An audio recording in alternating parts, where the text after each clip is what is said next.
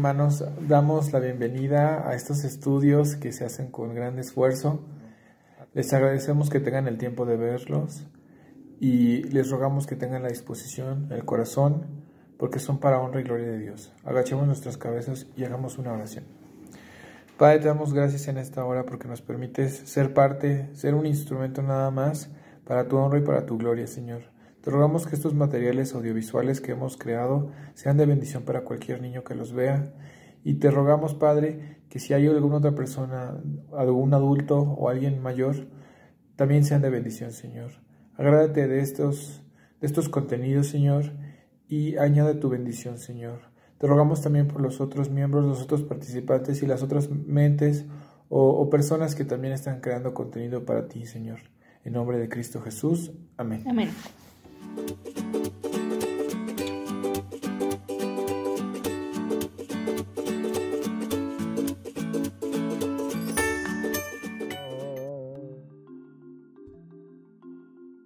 Almendrita, estoy como enojado, pero al mismo tiempo también triste y preocupado. ¿Pasó algo malo, Pepito? Ese es el problema, es que anoche vi con mis papás las noticias y vi que no solo en nuestro país, sino en todo el mundo pasan todo el tiempo cosas muy feas como asesinatos, guerras, gente que tiene mucha hambre y hasta vive en la calle, gente que se roba a otra gente, asaltos y muchas cosas más. Entonces todo eso me dejó así de triste, preocupado y hasta enojado. Ay, amigo Pepito, pues a mí también me pone triste eso. ¿Y sabes qué? A Dios también le entristece todo lo malo que pasa en el mundo. Y es que toda esa maldad es resultado del pecado de la humanidad. Cuando no se tiene una relación con Dios, se pierden algunas cosas que Dios originalmente quería darnos. ¿Ah, sí? ¿Cómo qué? Por ejemplo, se pierde la capacidad para saber, hacer y desear hacer lo que es justo y bueno. También se perdió la pureza, esa naturaleza de limpieza y bondad, y ahora quien no tiene una relación con Dios es una persona corrupta. ¿Corrupto? He escuchado esa palabra, pero no sé muy bien qué significa. Una persona corrupta es aquella que hace lo malo y hasta lo disfruta, o se le hace de lo más normal hacer cosas malas. Pero ¿y entonces qué se puede hacer para mejorar las cosas? Dios ya ha dado la solución y fue enviar a un Salvador y restaurador. A Jesús, su Hijo. ¡Exacto! La Biblia dice en 1 Corintios 15:22: por el pecado de Adán todos fuimos castigados con la muerte, pero gracias a Cristo ahora podemos volver a vivir. Aquellos que hemos creído en Dios y aceptado a su Hijo Jesucristo como nuestro Salvador, hemos sido rescatados de esa vida gobernada por la maldad y la corrupción. Ahora, mientras más conocemos de Dios y su palabra, más deseamos cambiar nuestra manera de vivir por una vida que sea agradable a Dios, y vamos dejando las cosas malas que antes hacíamos. Ya no sentimos la culpa que antes teníamos por nuestra manera de vivir. Ya no vivimos asustados o nerviosos, pues Dios nos da esperanza y confianza. Y aun cuando tengamos problemas en esta vida, sabemos que Dios nos cuida y tiene propósitos buenos para nosotros. ¡Qué bien! Pues ya me voy porque quiero que mis amigos que aún no conocen a Dios se relacionen con Él y también tengan una vida mejor. Muy bien, amigos, pues como Pepito, compartamos el plan de salvación de Dios con todos los que nos rodean. Solo con Dios las cosas pueden mejorar. ¡Adiós!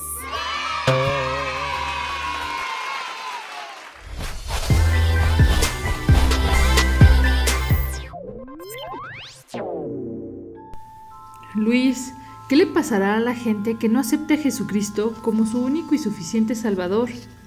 Oh, ¿de dónde salió esto? Pues si te contara no me creerías. Les espera el castigo más fuerte que te puedas imaginar. ¿En serio? ¿Qué puede ser tan grave?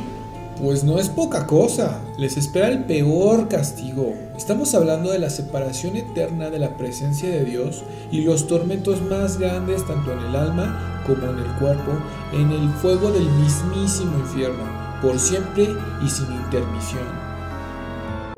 Luis, sígueme contando. ¿Qué es el juicio final? Ay, pues mira, es un juicio en el que todos compareceremos delante del trono de justicia de Cristo, pues Él será nuestro juez. ¿Y qué va a pasar? ¿Estás segura que quieres saber? Sí, cuéntame. Pues mira, los justos seremos declarados inocentes de nuestros pecados por el sacrificio vivo y verdadero de Cristo y por su resurrección. ¿Qué pasará con los malos? No, nada bueno. Van a recibir el veredicto del castigo eterno preparado para el diablo y sus ángeles. Ahora veo, los justos iremos a la vida eterna y los malos al castigo eterno. Así es. Luis, cuéntame más del infierno. Ay, ahora sí vienes con todo, María. Pues mira, el infierno es un lugar de vergüenza y confusión perpetua. Ahí existe un fuego que no puede ser apagado, imagínatelo. Además tiene un lago de fuego en donde estará Satanás y aquellos que siempre hicieron iniquidad, o sea, maldad, y nunca obedecieron a Dios cuando vivieron en la tierra. Oh, eso suena horrible. Esto es algo muy serio. ¿Cómo es posible que nadie tenga miedo del infierno? Ah, pues es que Satanás es bien listo y hace que el mundo esté ciego. Mas gracias a Dios que Él nos quitó la venda de los ojos y nos rescató para que no cayéramos en dicho lugar. Gracias a Dios. Sí, gracias a Dios. Sí, gracias a Dios.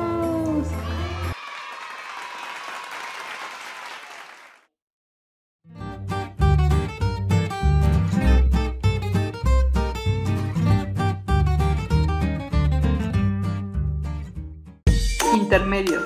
Lección 17. Mi vida tiene un dueño y señor. La palabra señor se usa de una forma variada, desde una forma educada de dirigirse a un superior hasta la suprema autoridad del Estado, o inclusive hasta llegar a la obediencia religiosa a Dios. Entonces, ¿por qué Cristo es mi Señor? Bueno, porque Él derramó su sangre preciosa en la cruz del Calvario, limpiándonos de todo pecado y maldad, librándonos así del poder limitado del diablo en este mundo. Por su muerte en la cruz y resurrección nos ha hecho suyos. Entonces, si Cristo es nuestro Señor, nosotros no somos nuestros dueños. Debes de dejar tu vida en manos de Cristo, pues si lo dejas en manos de otros señores como el Facebook, el Xbox, la computadora, el Internet, Satanás seguirá en poder de tu vida. Nuestro cuerpo y espíritu tienen un dueño, entonces no puedes hacer con tu cuerpo lo que quieras. Si tú no cuidas tu cuerpo, probablemente termines medicándolo todos los días de tu vida.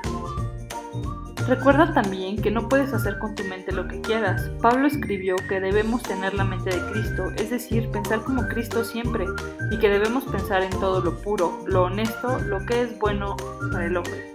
Entonces, como dice 1 Corintios 6:20, fuimos comprados por un precio, por tanto, honremos con nuestro cuerpo a Dios. Nosotros no pertenecemos a nosotros mismos, tenemos un dueño y señor de nuestras vidas, Jesucristo, quien nos rescató del poder del pecado, no con dinero sino con su sangre preciosa.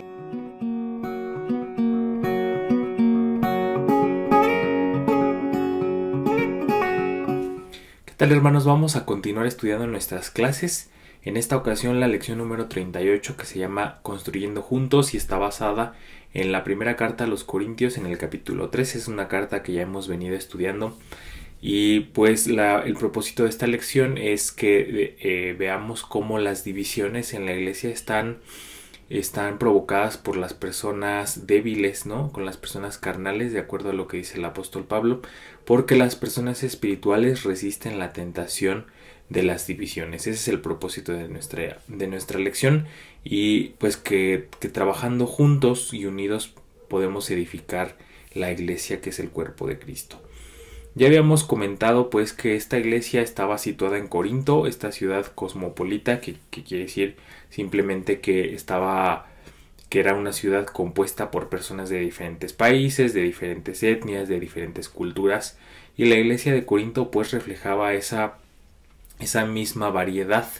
Había personas, pues por supuesto, en la iglesia de Corinto, pues con diferentes puntos de vista, con diferentes opiniones, con diferentes creencias filosóficas, habíamos dicho la semana pasada, y entonces pues no debería sorprendernos el hecho de que esta iglesia tuviera unas diferencias ahí tan marcadas entre los creyentes que formaban esta comunidad.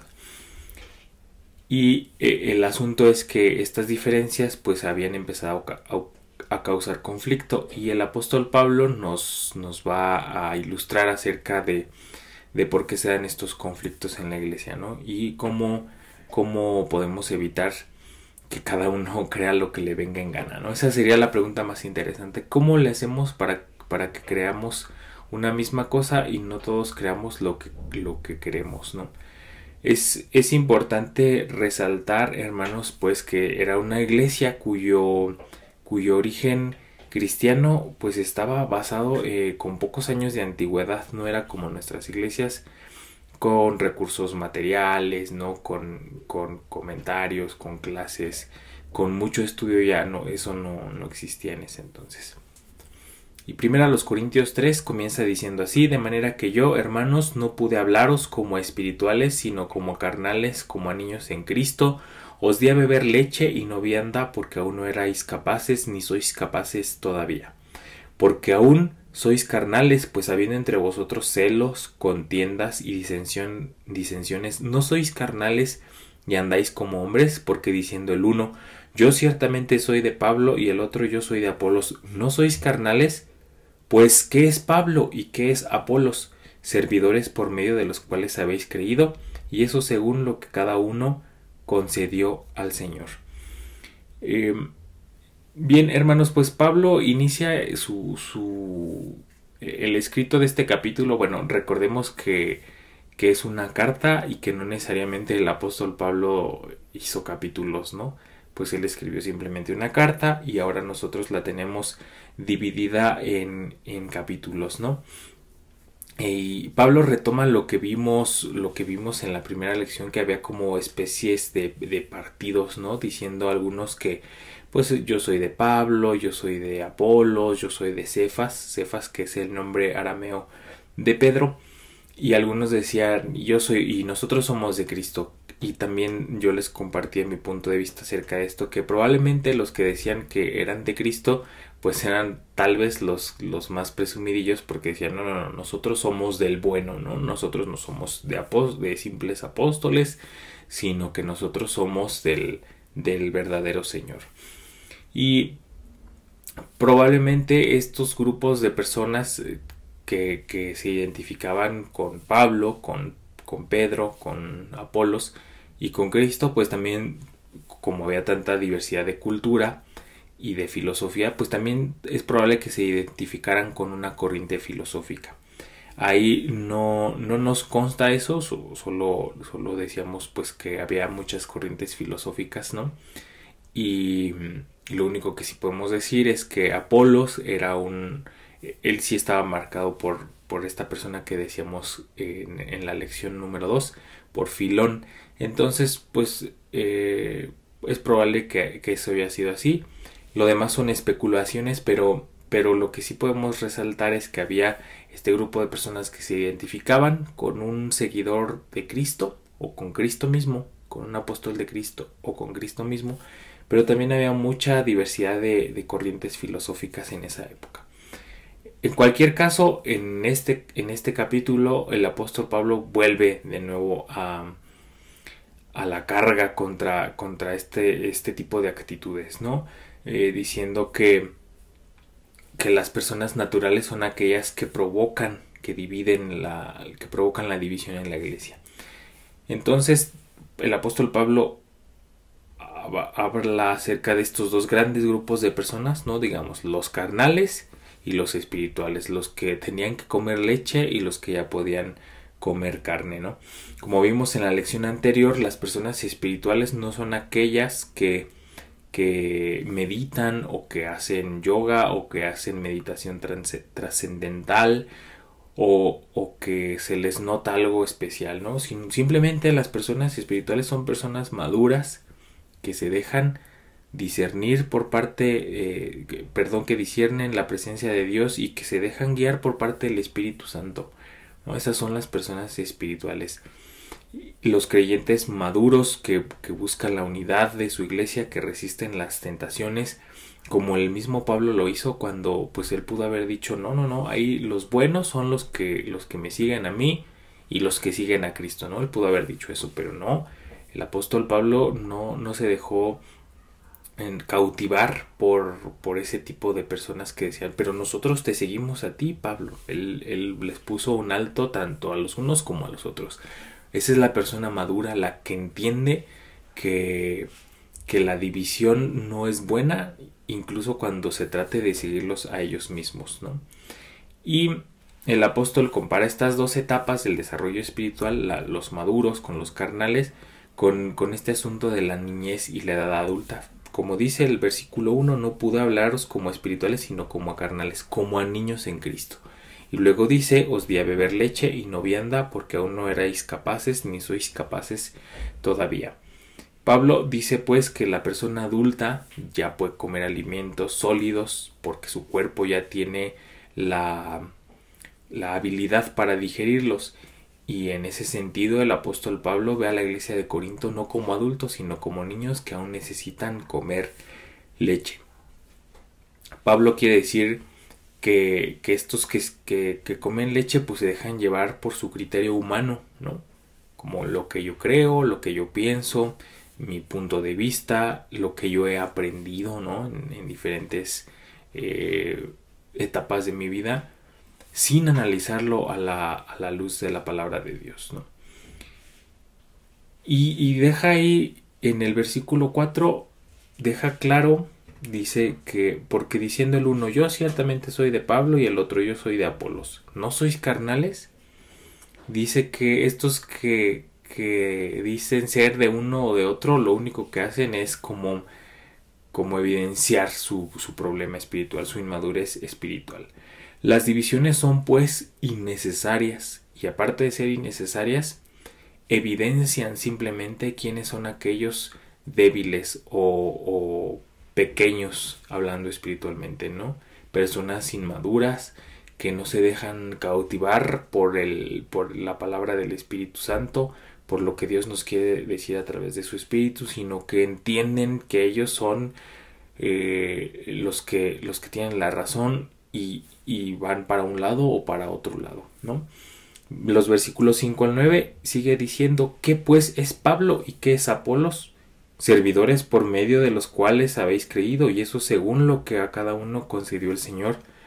Yo planté, Apolos regó, pero el crecimiento lo ha dado Dios, así que ni el que planta es algo, ni el que riega, sino Dios que da el crecimiento.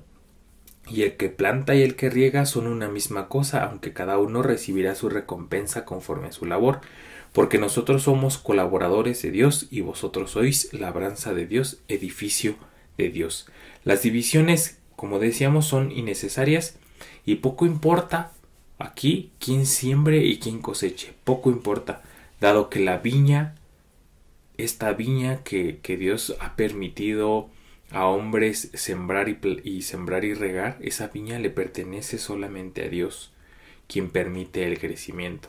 Lo que el apóstol Pablo dice, miren, aquí ni el que siembra ni el que riega son importantes, sino el que da el crecimiento. Pues de qué serviría que se sembrara mucho y de qué serviría que se regara mucho si al final el que puede dar el crecimiento no lo hace, ¿no? Que es Dios. Y de los versos 10 al 12, 10 al 13 sigue diciendo, conforme a la gracia de Dios que me ha sido dada, yo, como perito arquitecto, puse el fundamento y otro edifiqué encima, pero cada uno mire cómo sobreedifica, porque nadie puede poner otro fundamento que el que está puesto, el cual es Jesucristo. Y si sobre este fundamento alguno edificare oro, plata, piedras preciosas, madera, heno, hojarasca, la obra de cada uno se hará manifiesta, porque el día la declarará, pues por el fuego será revelada, y la obra de cada uno, cual sea, el fuego la aprobará. Si permaneciere la obra de alguno que sobreedificó, recibirá recompensa. Si la obra de alguno se quemare, él sufrirá pérdida, si bien él mismo será salvo, aunque así como por fuego.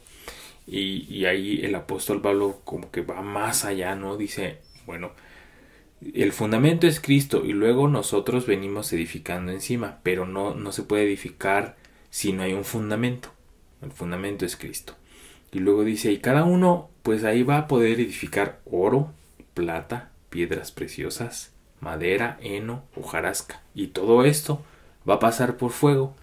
Y ahí se va a ver qué fruto sobreedificado pues es valioso, como una vez que pase por el fuego siga adelante, ¿no? Por ejemplo, ahí podemos decir, pues valdría la pena como edificar con oro o edificar con plata, ¿no? O con piedras preciosas. Porque una vez que estas pasen por el fuego, pues van a volver a quedar ahí como están, incluso, según dicen algunos, más puros, ¿no? Porque pues el oro, la plata, las piedras preciosas al pasar por el fuego se van a limpiar. El fuego va a llevarse aquello que el polvo, los contaminantes que no resistan ese calor, pues se van a quitar y va a quedar todavía un metal más precioso. Pero pues puede que los que sobreedifiquen madera u hojarasca o heno, pues no, ni siquiera pasen la prueba del fuego, ¿no? Eso es lo que dice el apóstol Pablo. ¿Cuál es el mejor obrero entonces? ¿Cuál es el mejor obrero? No es el que diga yo soy seguidor de Apolos, ni el que diga yo soy de Pablo, ni el que diga yo soy de Cristo. El mejor obrero es aquel cuando una vez terminada la obra y pasada por prueba, por fuego, su obra permanezca. Eso es lo que dice Pablo. Todo lo demás está de menos, ¿no? Todo lo demás no importa. El trabajo del obrero cristiano algún día va a pasar por prueba. Y el apóstol Pablo dice aquí, si bien él sufrirá pérdida, pues también va a ser salvo, ¿no? Va a ser salvo. O sea, el hecho de aceptar a Jesús como nuestro Salvador nos garantiza salvación. Pero ¿qué de nuestro legado, no? ¿Qué de lo que dejemos ahí? Va a pasar por fuego y tal vez pues a algunos nos demos cuenta de que no hicimos nada, ¿no? O esperemos en Dios que hayamos hecho mucho. ¿Qué podemos decir como aplicación, hermanos? Pues lo primero y más evidente es la inmadurez espiritual. Como decíamos, el apóstol Pablo en este capítulo habla acerca de los maduros y de los inmaduros, de los espirituales y de los carnales. Eso es lo primero que tenemos que ver. Si nosotros estamos provocando divisiones, si nos dejamos llevar porque creemos que las cosas se deben hacer como nosotros decimos, a tal grado de dividir la iglesia, pues somos inmaduros. Si por otro lado, pues nos dejamos llevar por el Espíritu Santo, pues quiere decir que somos cristianos espirituales o maduros, que no nos dejamos guiar, que no formamos parte de estos partidos, de estas divisiones, de estas enseñanzas que lo que buscan es pues crear grupos diferentes en una iglesia. Pues entonces somos espirituales. La gente que busca dividir, la gente que busca formar como estos grupos, pues es gente carnal, ¿no? Eso en primer lugar. En segundo lugar, pues es el manejo de los conflictos en la iglesia. Pablo hace un comentario radical acerca de las divisiones cuando afirma que son causados por la inmadurez. De primera intención esto puede parecer una enseñanza fuerte porque no todas las congregaciones son muy unidas, ¿no? En general podemos decir que la mayoría tiene divisiones y pues por tanto lo que el apóstol Pablo dice tal vez pueda ser una exageración, ¿no? En todos lados yo he visto que hay iglesias que dicen, no, nosotros nos reunimos por acá, estamos más de acuerdo con esto, y otros dicen, no, pues nosotros no estamos de acuerdo con aquellos, nosotros nos reunimos por acá, y así. Entonces pareciera que las palabras de Pablo son exageradas, como diciendo, pues esto sucede hasta en las mejores iglesias, ¿no?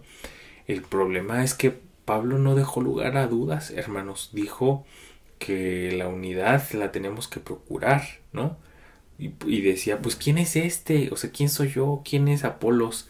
En realidad lo que tenemos que procurar es que sigamos edificando en el único fundamento que es Cristo. En ese sentido, incluso, hermanos, podemos decir que las denominaciones protestantes y evangélicas, pues como difieren de cómo se bautiza, de cómo se toma la cena del Señor, de cómo está conformada la autoridad de la iglesia, pues también han caído o hemos caído en ese error. Se han escrito páginas y páginas acerca de las ideas de las denominaciones, y se han desarrollado para justificar, ¿no? Para decir por qué una es como más bíblica y por qué la otra es menos bíblica. Pero tal vez deberíamos preguntarnos si todo eso que se ha escrito se ha hecho simplemente para justificar nuestra madurez espiritual, ¿no? Si no hemos podido llegar a un acuerdo, pues tal vez hemos escrito todo eso, o se ha escrito todo eso para justificar nuestra propia inmadurez espiritual, ¿no? Hay como pregunta a considerar. Y el último punto de este pasaje, pues, es el liderazgo, el rol que ejerce el liderazgo en el conflicto cristiano. Fíjense cómo Pablo dice que si en verdad somos espirituales, entonces resistimos la tentación de la división, resistimos la tentación de dividir la iglesia. Las divisiones surgen cuando un líder comienza a verse a sí mismo como el dueño de la viña, como el dueño de la iglesia, como la persona que da el crecimiento, ¿no? Esto le lleva a separarse de los demás. Entonces por ahí comienzan las divisiones. Este líder que inicia con esto, pues busca la fama, busca el reconocimiento, busca el reflector para su propio provecho.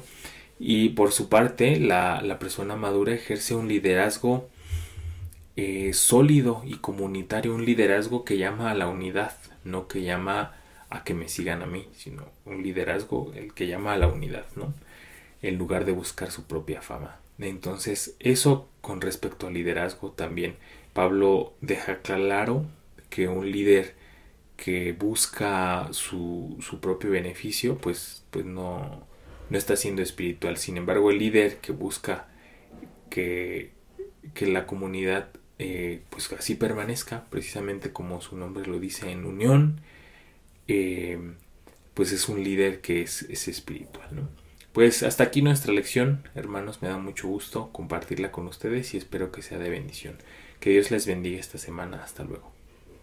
Esperamos que hayan sido de edificación estos videos que acaban de ver, que el Espíritu Santo los haya acompañado para que puedan entender todo lo que hemos dicho en estos videos, tanto adultos como niños. Esperamos que sigan sintonizando cada 8 días porque este contenido es creado para ustedes, y así esperamos también que lo puedan distribuir para que muchas más personas puedan conocer de Cristo. Así que vamos a terminar esta sesión orando. Te damos gracias, Señor, porque nos diste la oportunidad de poder comunicarnos una vez más, Señor, de poder entender, Señor, tu palabra a través de videos, Señor, estas enseñanzas que tú nos das en la Biblia, ahora reflejadas en la computadora, Padre, por medio de videos. Te pido por todas las personas que lo ven, Señor, porque tú seas con ellos, Padre, porque tú permitas en su corazón el deseo de conectarse cada 8 días, Padre, para seguir aprendiendo de ti, Padre. Esperamos que estos videos lleguen a más personas, Padre, que te conozcan por medio de ellos, si esta es tu voluntad. Te damos gracias y te pedimos que la próxima semana nos permitas tener la salud, Padre, para poder seguir viendo esto. Te damos gracias en nombre de Cristo Jesús. Amén. Amén. Nos vemos.